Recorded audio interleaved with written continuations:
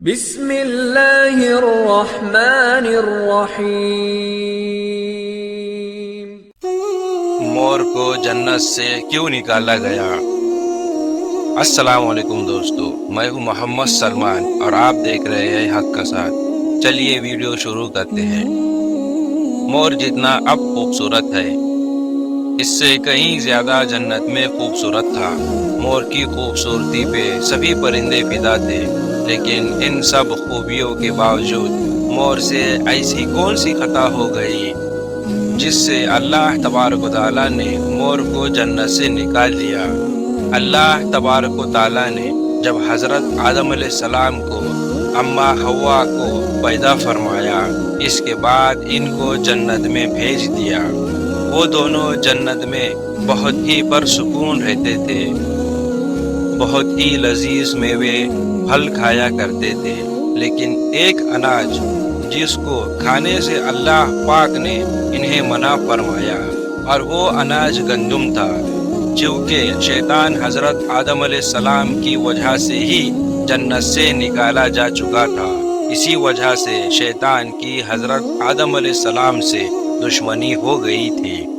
شیطان یہ چاہتا تھا کہ وہ کسی بھی طرح حضرت آدم علیہ السلام کو جنت سے نکال دے اور ساتھ میں اماں حوا کو بھی جنت سے نکال دے۔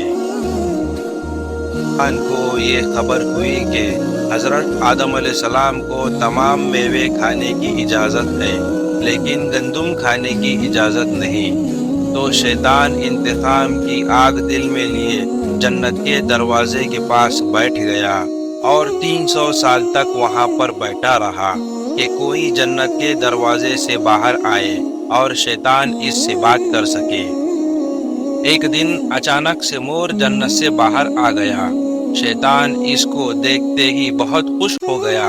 شیطان نے پوچھا، اے خوبصورت پرندے، تم کون ہو؟ مور بولا، میں مور ہوں، اب تم اپنا تعارف کرواؤ۔ شیطان نے جواب دیا کہ میں عالم خروبیہ کا ایک فرشتہ ہوں، میں اللہ پاک کی عبادت سے ایک پل بھی غافل نہیں ہوں۔ میں چاہتا ہوں کہ میں جنت میں جاؤں، وہاں کی نعمتوں کا اپنی آنکھوں سے مشاہدہ کروں۔ شیطان مور سے کہنے لگا کہ تم مجھے جنت کے اندر لے جاؤ، میں تمہیں 3 ایسی باتیں بتاؤں گا جس سے تمہیں ابدی زندگی حاصل ہو جائیں گی، تمہیں بڑھاپا اور بیماری نہیں آئیں گی، تم ہمیشہ جنت میں ہی رہو گے۔ شیطان کی یہ باتیں سن کر لالچ میں آ کر مور نے کہا کہ مجھ میں تو اتنی طاقت نہیں ہے کہ میں تمہیں جنت کے اندر لے جاؤں، لیکن ایک سانپ میرا دوست ہے، وہ شاید تمہاری مدد کر سکے۔ یہ کہہ کر مور سانپ کے پاس آیا، اس کو ساری بات بتائی۔ سانپ بھی شیطان کی باتوں سے بہت خوش ہو گیا۔ پھر شیطان کو اپنے منہ میں چھپا کے جنت میں داخل کر دیا، اور یوں شیطان اپنی چال میں کامیاب ہو گیا۔ جنت کے تمام نگہبانوں کو یہ معلوم تھا کہ شیطان یہ چال چل رہا ہے اور جنت میں داخل ہو چکا ہے۔ فرشتے شیطان کو جنت سے نکالنے کے لیے گئے، تبھی اللہ پاک کا حکم ہوا کہ اس کو ابھی تک جنت میں ہی رہنے دیا جائے۔ وہ فرشتے اللہ تبارک و تعالیٰ کے حکم سے رک گئے۔ شاید یہ حضرت آدم علیہ السلام کا امتحان تھا۔ شیطان حضرت آدم علیہ السلام کے پاس اور اماں حوا کے پاس جا کر اپنی محبت کا اظہار کرنے لگا۔ وہ دونوں ہی شیطان کو پہچان نہ سکے، کیونکہ ماضی کے مقابلے میں شیطان کی شکل تبدیل ہو چکی تھی۔ شیطان کہنے لگا کہ میں چاہتا ہوں کہ آپ دونوں ہمیشہ جنت میں اسی طرح زندگی گزارے، ہمیشہ خوش رہے۔ حضرت آدم علیہ السلام اس کی بات بہت غور سے سننے لگے۔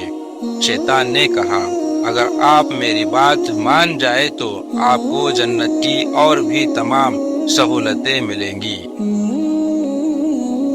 حضرت آدم علیہ السلام شیطان کے بہکاوے میں آ کر کہنے لگے کہ یہ کس طرح ممکن ہے؟ شیطان کہنے لگا، ایک گندم کا دانہ اگر آپ دونوں چکھ لیں تو آپ کو ابدی حیا حاصل ہو جائیں گی اور آپ جنت میں ہی رہیں گے۔ یہ بات سن کر حضرت آدم علیہ السلام کے دل میں رجحان پیدا ہوا، لیکن ان کے دل میں اللہ کی نافرمانی کا خوف غالب آ گیا، جبکہ اماں حوا علیہ السلام شیطان کی باتوں میں آ گئی، جس پر اماں حوا نے حضرت آدم علیہ السلام کو راضی کر لیا۔ پھر اس کے بعد ان دونوں نے اس گندم کے دانے کو چکھ لیا۔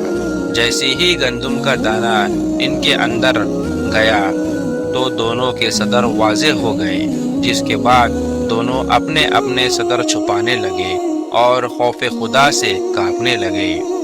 اسی دوران اللہ تبارک و تعالیٰ نے فرشتوں کو یہ حکم دیا کہ حضرت آدم علیہ السلام اور حوا اماں حوا علیہ السلام دونوں کو زمین پر اتار دو۔